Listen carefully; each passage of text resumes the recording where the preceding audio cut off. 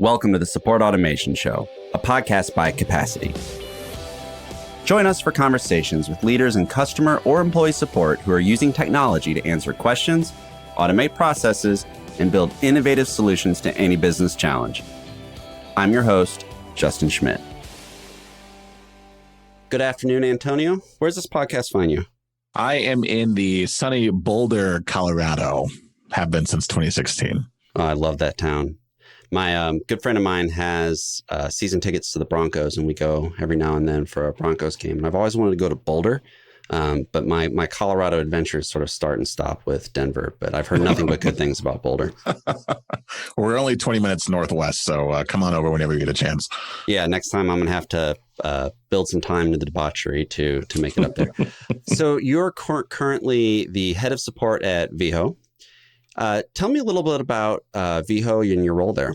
Yeah, so Veho is, first off, it's Latin for to carry, which will make sense after I describe the business here in a second. But what Veho is we are a last mile delivery service that delivers for customer-centric brands.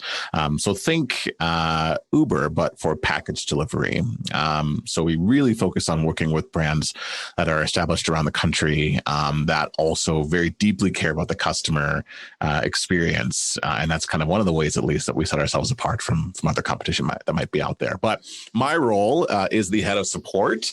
I started with them back in February of this year, being 2021. It's kind of surprising to hear that, to myself at least. I would have been here for almost 7 or 8 months at this point. But I oversee a team size of currently 85, and that growth is going to just continue surging as we as a company have gone from 15 to 20 people in August of 2020 to where we are today, which is a little over 315. So growth won't stop, which is a good thing, I think. You said 85 people, right? Correct. That is a large team. Is that all customer operations and customer support? Yeah, these are a different business line or different teams that support different lines of business. So think delivery operations, supporting our drivers on the road, as well as the customers who are getting parcels from those drivers on the road. That includes our trust and safety division, which is relatively new. That includes a team that I inherited, which about actually 3 hours ago. Congratulations. Thank you. That was under a different division as well. So, and then building up our support operations department, then our own training and development department as well. So quite a bit of different support responsibilities all under one organization. Yeah, that's amazing. How did you first get into customer support?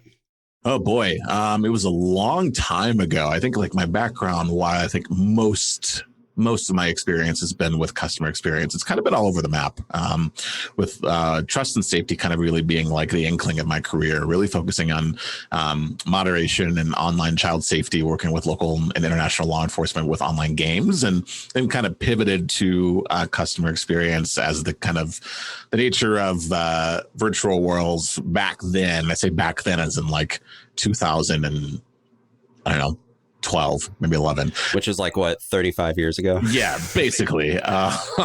But so back then, not knowing kind of like where that market and that industry was going to go, kind of pivoted my focus to really lean in and help building some customer experiences for different companies around the globe at a contract basis. And then focusing in to one of my initial starts really kind of at the ladder of customer experience, working for a company back in Minnesota that was the world's biggest online retailer for Halloween costumes, which we can get into how big of an industry Halloween costumes is, which I think would blow anybody's mind. But a lot of scale, a lot of growth there. And then kind of moving to a role in Colorado, where that brought me here in 2016 with a company that's intention and purpose or cause or passion was to encourage the world not to take itself too seriously. And the way we did that was through irreverent retail. And here I am now in 2021 with a new organization that's just kind of exploding throughout the growth. But yeah, a couple of different paths of career choices along the way. Yeah, that's fascinating. You've managed to thinking about the retail space where now you are in Veho. You sort of worked for the retailer providing support, obviously, to end customers.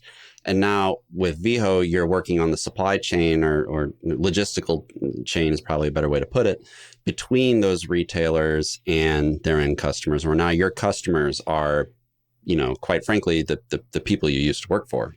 Maybe not exactly, but no, that's exactly right. And maybe even just for more context, the company that I moved to Colorado for in 2016 happened to be Veho's very first customer. So I happened to be the very first person that was holding Veho accountable to the customer experience and the journey. And here I am 3 or 4 years later with them now doing the same thing on the internal side. Love it. So here on the Support Automation Show, one of the first questions I ask people is, and it's a great question because every time I ask it, I get a slightly different answer. And I think it helps drive the conversation about this whole concept. And that is, when I say the word support automation, what's that mean to you? Support automation, that can be looked at a couple different realms. I think the realm that jumps out the most is building automation to help support the journey for external folks to be much easier, faster, more accessible. And internally, like, how do you lighten the workload that is likely manually done today from the internal team? So it's a little bit of like a half and half that hopefully complements each other. But that's kind of the way I look at automation, at least as it concerns the support world. Yeah, that's beautifully put. And if that happens to show up if some version of that happens to show up in a capacity ebook or blog post or something in the future, just I'll raise a glass in a westerly direction in your honor. So automation it's one of those words where there's it carries a bit of weight to it sometimes, right? Sometimes you could look at automation as something very positive, right?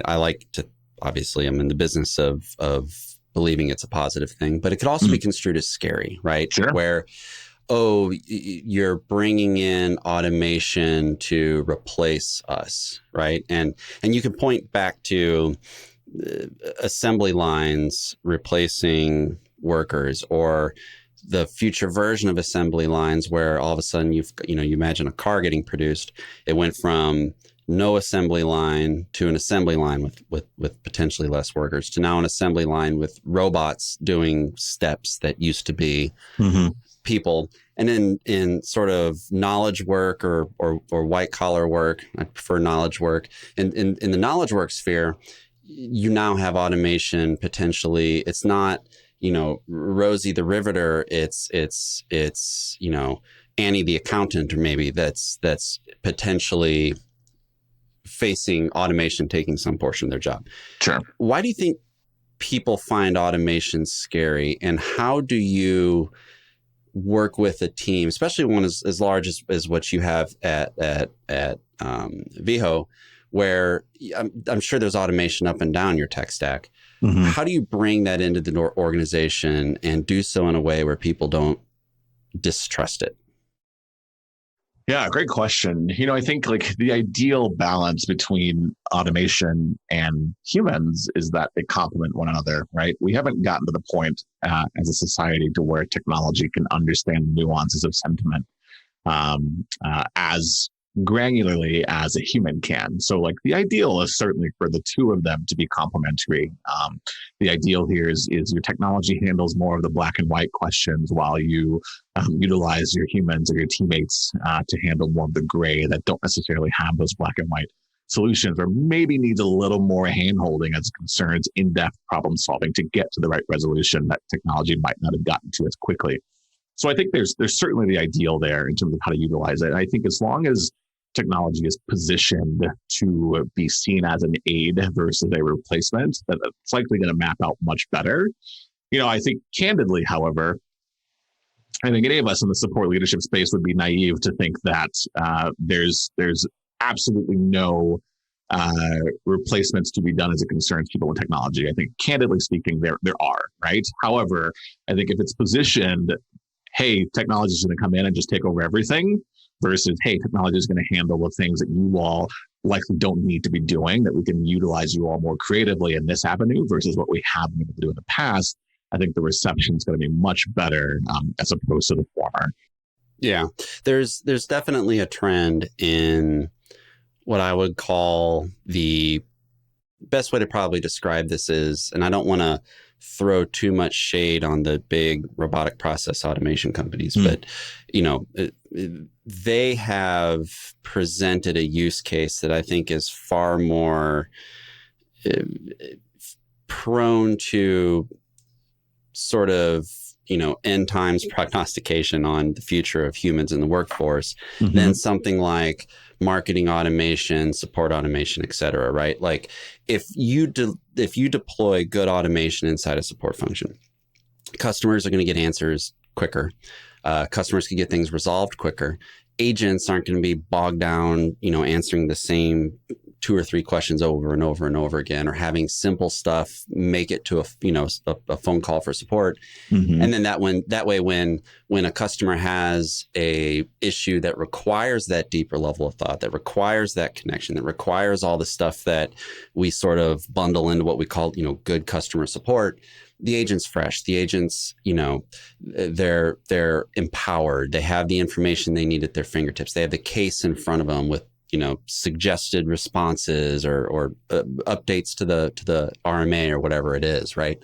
And there's a lot of value there. You just have to show it, right? You just have to make sure the people in your organization know that good is coming. Show them the use cases that are positive, and then I think you get the buy-in. But you brought up a really interesting point when we were going back and forth booking this interview that I just absolutely adored. And I'm going to do something I don't normally do, and I'm going to read exactly what you wrote. Usually I paraphrase. But I don't know what I wrote. I think this is good because this is just a very interesting question. The prompt was a proposed topic you'd like to talk about on the show. And you said, maybe the benefit of adopting automation to legacy workflows. I'm going through this right now, actually. And I just love that question because legacy workflows are often the jumping off point for automation, but they're also there's some legacy workflows, and I'm gonna, for people who are just listening here, I'm using scare quotes here, but legacy workflows could be anything from very simple sort of rote stuff all the way to much larger go-to-market or strategic initiatives. I'm kind of curious when you wrote that down, what was it that you had in mind? So I guess like taking a step back, I'll kind of give you some context into the state of the function that I walked into versus kind of like where I'm trying to drive that ship currently. So I alluded to earlier that the growth of Veho is just insurmountable as it concerns going from 15 people in August of 2020 to roughly over 320 now in August of September of 2021. Wow. So the growth has just been absolutely unmatched in anything that I've ever been involved in, which was both a really interesting challenge and two, an opportunity to really kind of build from scratch in a high volume environment.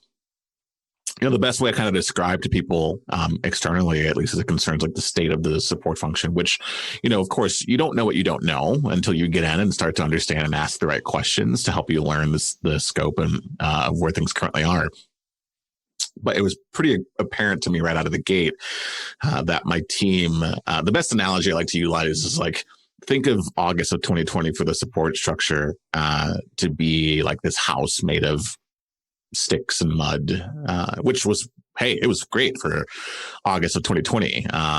But here we are in September now of 2021, whereas a lot of the other functions in the organization have started to build these skyscrapers and in turn build this metropolitan area where the support team is just kind of starting to move out of this house of sticks and mud. So we're in the process of really revamping a lot, which is inclusive of a lot of the legacy workflows that today are really manually done and or manually collaborated via Slack, which love you Slack, but working inside your tool as it concerns workflow, not the best use at at all. So, one of the things I'm going through and have been for quite some time now is, great, how do we change the workflows that my team has had to get really creative and build to help them accomplish what they need to get done, but are no longer sustainable workflows, given the volume and given the growth that this company has seen here in the past 13 months.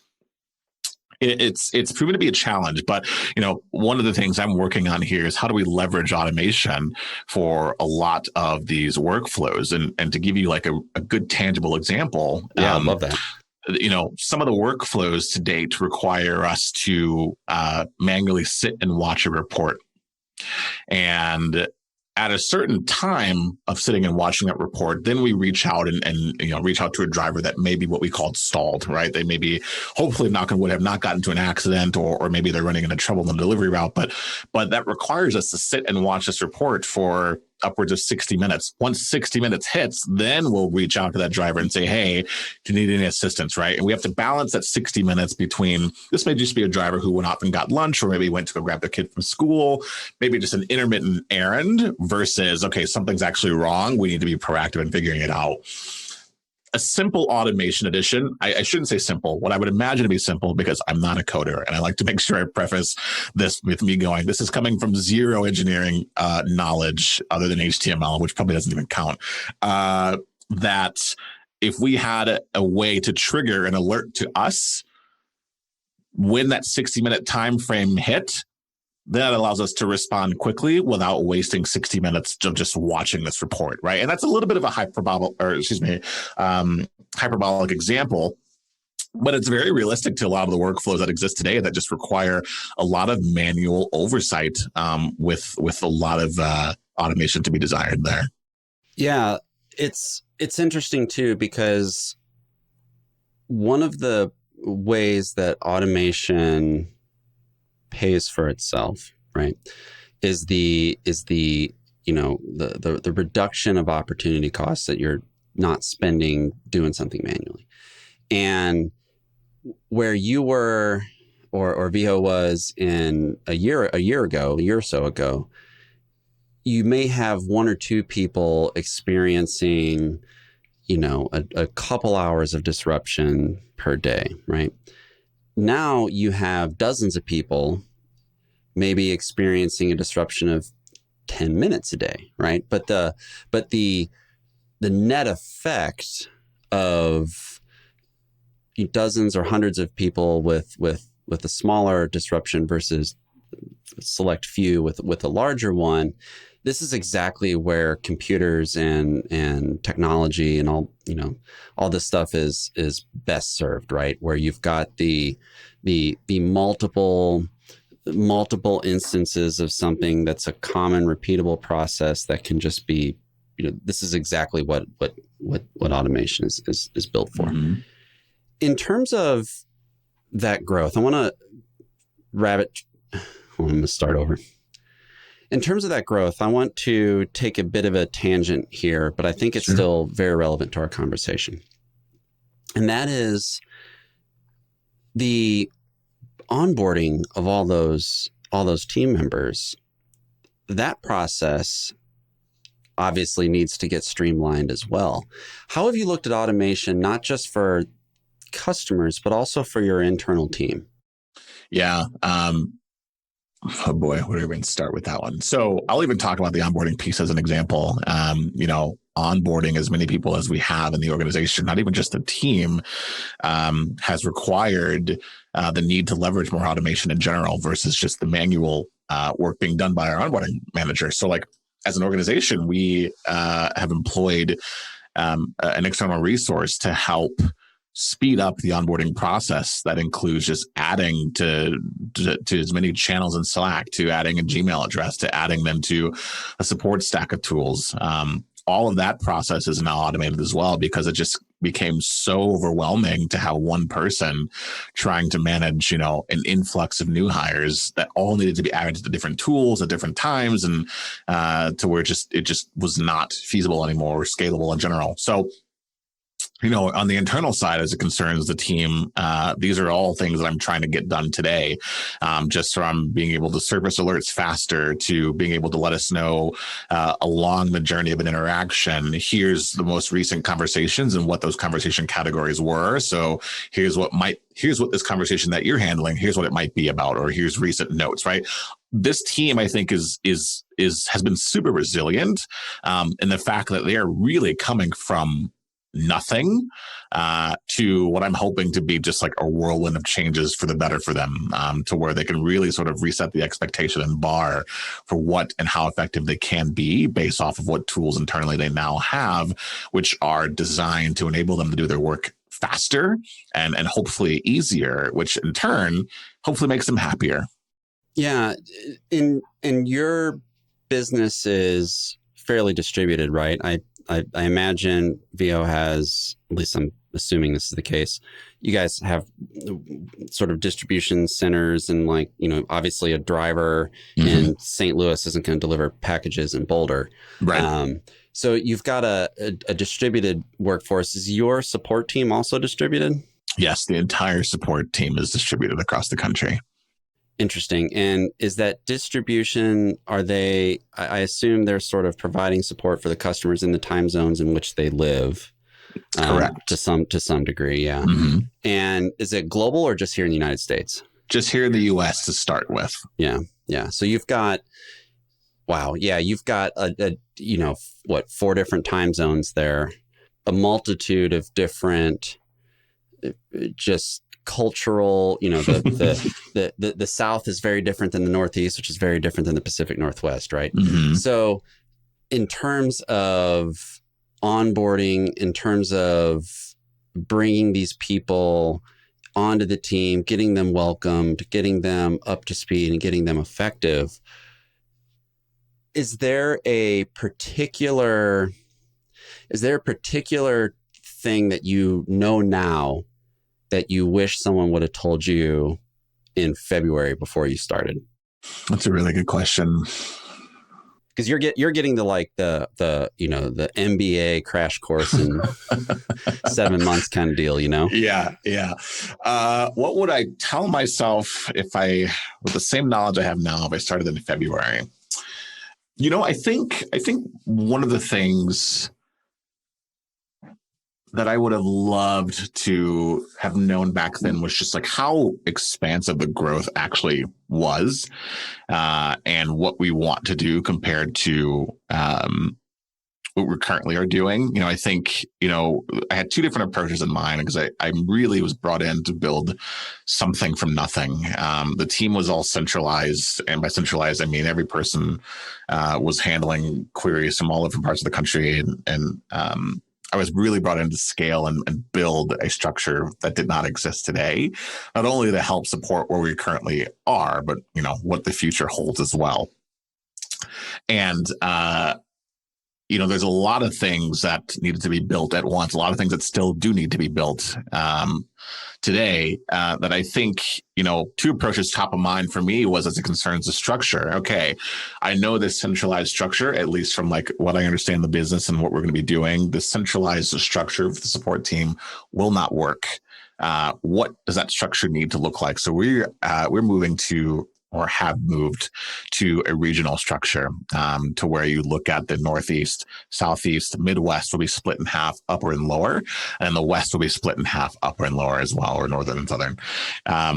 So one of the things that I was like, okay, I need to be prepared to make a decision depending on how quickly we're expected to grow. Are we looking to do one market a month, one market every 2 months? Or are we looking to do 2 markets a month? Because that's going to very much dictate the speed of which this org needs to be built. Do I have the time to build it from the ground up? And that may be conducive to 1 market every, 2 months. Or do I not have the time because we want to do 2 markets or 3 markets a month, which is really kind of what informs a top-down decision. Nope, I don't have the time. So let's go senior leader. You are accountable for building your team underneath you with guidance from me. So I think a breadth of understanding, how quickly are we looking to move here? Because that also just prioritizes what workflows and additions to the tech stack need to be prioritized over what maybe didn't exist before. Is most support driven in the driver's app? Correct. Yep. So you've got the drivers who are on the road who have complications with the delivery. Maybe they need a gate code that's different than what was provided in the instruction, or maybe they got into a car accident, or God forbid something happened to them that we need to kind of send a different driver out to collect those packages and continue the delivery process. But yeah, that's where a good portion of contacts come from, is that side of the house. And then on the other side of the house, you have our customer support group who's dealing with the customers receiving those parcels, who in most cases don't have problems unless something went wrong with the delivery. And that's, of course, where we jump in on that side of the house and handle it from that perspective. Got it. Oh, so you're putting the end retailer's customers. If I order a package from Shinesty and I get it and I have issues with delivery, that goes to Veho? That goes to us because we are the ones handling the delivery for that client. Mm-hmm. Got it. Yeah. Interesting. So you really are sort of dealing with kind of every way that there could be a support use case you guys are dealing with, right? It's B2B and B2C all in the same. Yeah. Well, that's the power of a good sort of marketplace or sort of on-demand type application like this, right? Mm-hmm. I mean, that's the nature of the business. It's also what enables such explosive growth. Yep. It's funny. Hearing your stories, I'm thinking of the old adage, like building the airplane in the air. Well, you're talking about sort of building a lunar lander on its way to the moon. So there's a lot that can go wrong. There's also a lot of options for just like, you've got resources at your disposal with that kind of growth to solve the problems you need to solve, right? Mm-hmm. When you look at a workflow and you looking at how you're going to bring automation into it, what's your process? Do you diagram the thing out first? Do you go on a listening tour to sort of build out all possible permutations? Like, kind of walk me through how you approach bringing in automation from like identifying the point that maybe needs to get automated to going through the build versus buy decision to just the whole thing. I'd love to hear it. Yeah. So I think my first step usually involves listening, because 9 times out of 10, that workflow was created for a specific reason, that what I might be privy to coming from the outside and at a very quick level. So understanding like, okay, what is this workflow? Like, what was the problem this workflow is built to solve? And how is this workflow evolving as it concerns scale, or is it not evolving? And that's the problem. We have a lot of workflows that do not scale. And I think we just happen to find that out very quickly because of the growth that we went on in about a year. And we certainly are a bit behind as it concerns re-optimizing those workflows to match the scale of where we are today.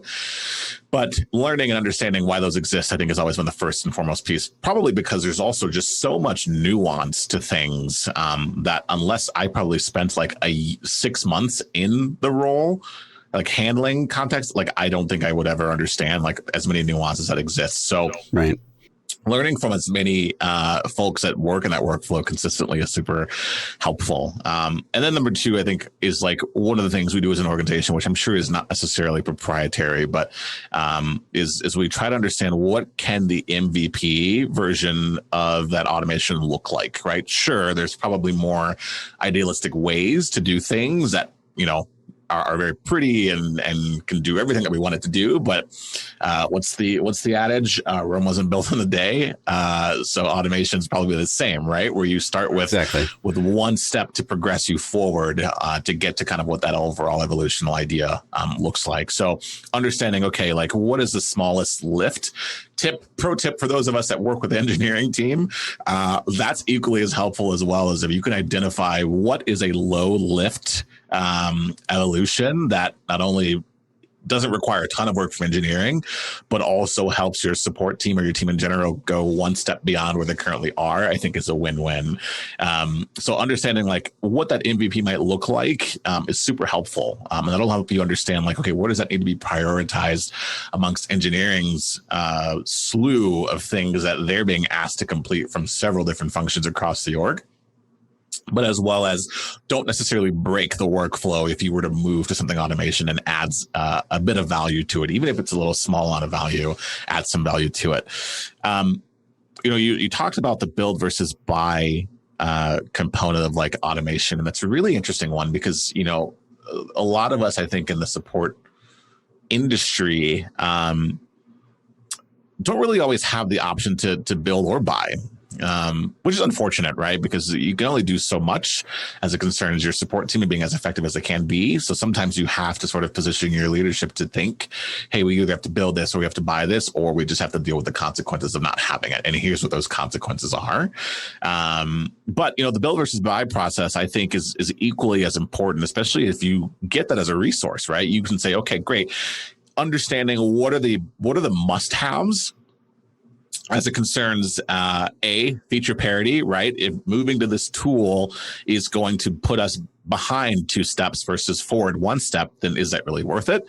As I kind of talk about feature parity, and then the other there is if we move to this, what's the impact going to be not just for this team, but for any other function that may have some sort of collaboration with this workflow or this process that needs to be able to work or that has to be able to work.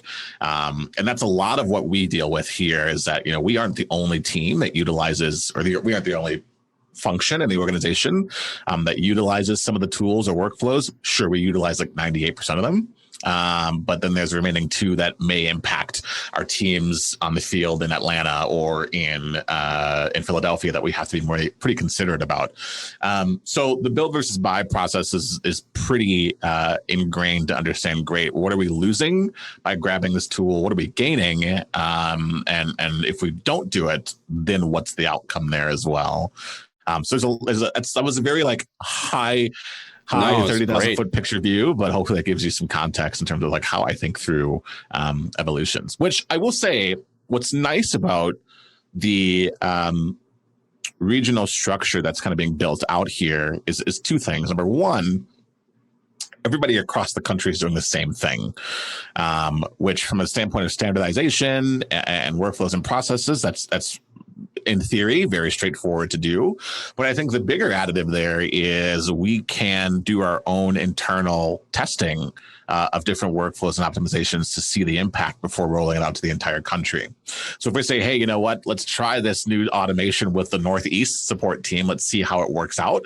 If it does work out well, then great. All the other regions across the country will now have that same workflow. So we get to, in theory, build that and test our own workflows as we get more mature here to figure out what works best without it actually impacting the entire organization for the first time in a negative fashion, which is kind of cool, I think.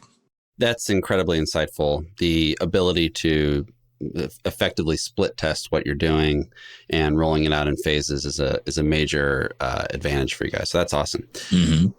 Wrapping up here, when you think about the future of support automation, what excites you the most? That it's not going anywhere.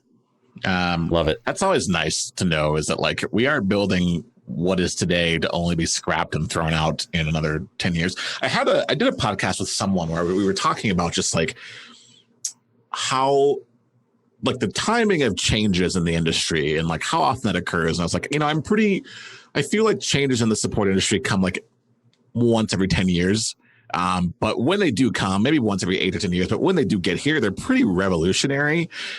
Think back to like when chat took over, right? Telephony was no longer like the single method of answering things quickly. Chat made a pretty big presence. And then we had omni-channel, and now we're having more chat bots, right? We're having AI and machine learning. So it definitely takes a longer time for some of the more advanced things to catch on. But when they do, it's super interesting to see how different organizations leverage those tools and different means of the customer experience. So I'm looking forward to like, what other ways can we progress in the customer experience industry to not only give the right experience to the customers at the end, but how do we impact the internal experience as well? And I think automation is certainly here to stay. So I'm excited to see what other evolutions it goes through. Yeah, I am also in full agreement that automation is here to stay. It's we're definitely not like, this is a Rubicon that has been crossed, right? So Antonio, I can't thank you enough for this conversation. This has been fascinating. I want to wrap up here with our quick fire round. So my first question for you is, what's the book that you most often recommend to people? The Effortless Experience. The Effortless Experience. Who's it by? Oh boy, of course I don't have the. Can I turn around? Is it on my desk? Yeah, go for it. I'm gonna clicky clack and Google it here really quick. It is not. I think, of course, I loaned it to someone, which reminds me I should get that back. Well, that proves it's your most recommended. Matthew Dixon, Nick Dixon, Torman, Rick DeLisi. Yep. Yeah, Nick Torman, Rick DeLisi, and Matthew Dixon.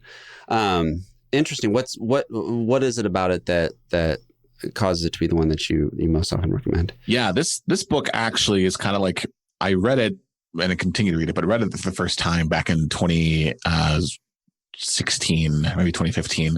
And the book basically defines that, customer satisfaction does not necessarily equate to loyalty. But what does is your customer effort. How much effort are customers having to exhaust to get their problem solved? That's much more indicative of loyalty. I've been fortunate to speak at a couple different support conferences on this topic exactly, and like how we've leveraged it in the past and kind of what the benefits have been for us. But it gives you just a different perspective on how do you channel improvement for not only the support organization that you oversee, but just the experience in general that ultimately sometimes we don't really feel like we have a lot of control over. Right. So that gives you just a different avenue to tackle as it concerns making things the more ideal experience that you can directly impact as the support leader. Love it. And next question in the quick fire round here is, what's the best productivity hack, tip, trick that you've ever heard that you've implemented and found successful? Yeah, maybe I'll give you one that's not necessarily as tactical as folks might be envisioning, but I think coming from like a leadership role, especially for other leaders that might be listening, this is super important. And that's delegate. Delegate more often. I think like the rule of thumb I give not only myself, but the teams that I get to kind of work alongside is, if you find yourself maxing out more than 100%, then that means you aren't delegating enough. So delegate, let go of the reins. Sure, it might not be done the way that you envision it, but that's okay. Everyone has their own individual style. And as long as the quality is what's expected and the timeliness is what it's expected, that's all that really should matter as it concerns delegation. So delegate more, and that's how you'll get a better work-life balance, I think, which is super important. It's extremely important. One of the best decisions I've made recently is in my task management for the week, I have this really great Notion dashboard I've built for myself where I bring a task in, and when I create a new task, I have to fill out the urgency and the importance, either urgent, not important, not important, which then basically assigns it to a quadrant in the Eisenhower matrix of, do first, delegate, decide later, or exterminate. And it is so helpful to have a sober conversation with myself on what I should delegate versus, what I should take on for myself. And I tell my managers do the exact same thing. And, this doesn't create a, everything rolls downhill type situation. Like, we all still do plenty of work, but if some task gets from, the CMO all the way through to, your new hire marketing associate, and it still should be delegated all the way down, like, maybe that task isn't that important in the first place. Love it. To close us up here, if you could take any person in the world of support or business or even life in general out for either coffee or a cocktail, depending on the time of the day and or the vibe, who would it be? It would probably be Ali Rail, who is Slack's VP of customer experience. And I say Ali because Slack has just, no stranger to any of us, but Slack has just been incredible in the growth they've gone through, which is kind of funny because I was, before Slack became Slack, they were a gaming company out of Ontario called TinySpec. And I remember looking into doing some work with them to help them build out their moderation and trust and safety piece. So kind of funny to see them like spin the wheel and go to Slack, which obviously was the correct decision for them. But Ali has had to endure I say Ali as if I know her. I don't know. I've never talked to her, but she's had to endure so much growth as it concerns like building that structure from the ground up and supporting its explosiveness from domestic to international customers to 24-hour models. I would love to be a fly on the wall in that organization to see how that functions, candidly, because they have so many, I'm sure, sub functions, and I'd be curious, when did you decide this was the right moment to do X or Y, or what were some things that you learned, that you would have loved to have learned outright versus taking a year, 2 years to have learned in that fast of a growing organization. So would love to learn more and pick her brain. Yeah, they're an incredible example, and one of the only ones really of something that, materialized into the world and then 10 years later is damn near ubiquitous. You know what I mean? So kudos to them. You're right. That would be an incredible conversation. This was also an incredible conversation. And Antonio, thank you for coming on the Support Automation Show. Where can people find you if they want to get in touch with you or Veho? Where you can plug away. LinkedIn is a really good starting point, and or if folks in here are really keen on joining communities that are helpful. I've been a part of one called Support Driven for quite some time. Yes, they're fantastic. Slack-based community. If you're in there, you can tag me at Tones. Most people call me Tones, so feel free to call me whichever name is easiest for you to remember. But if you're in that Slack for Support Driven, at Tones will be the way to get a hold of me. Otherwise, LinkedIn is also a good approach too. Support Driven is a fantastic community. I'm in there myself as a vendor. I typically watch more and listen more than I type. But sure. That is absolutely that's one of the gold standard support communities. I agree with you. Well, thank you so much for your time today. I hope you have a marvelous short week here, and we'll chat again soon, Antonio. Thank you. Justin, it was a pleasure. You take care, and we'll speak soon. Cheers. The Support Automation Show is brought to you by Capacity. Visit capacity.com to find everything you need for automating support and business processes in one powerful platform. You can find the show by searching for Support Automation in your favorite podcast app. Please subscribe so you don't miss any future episodes. On behalf of the team here at Capacity, thanks for listening.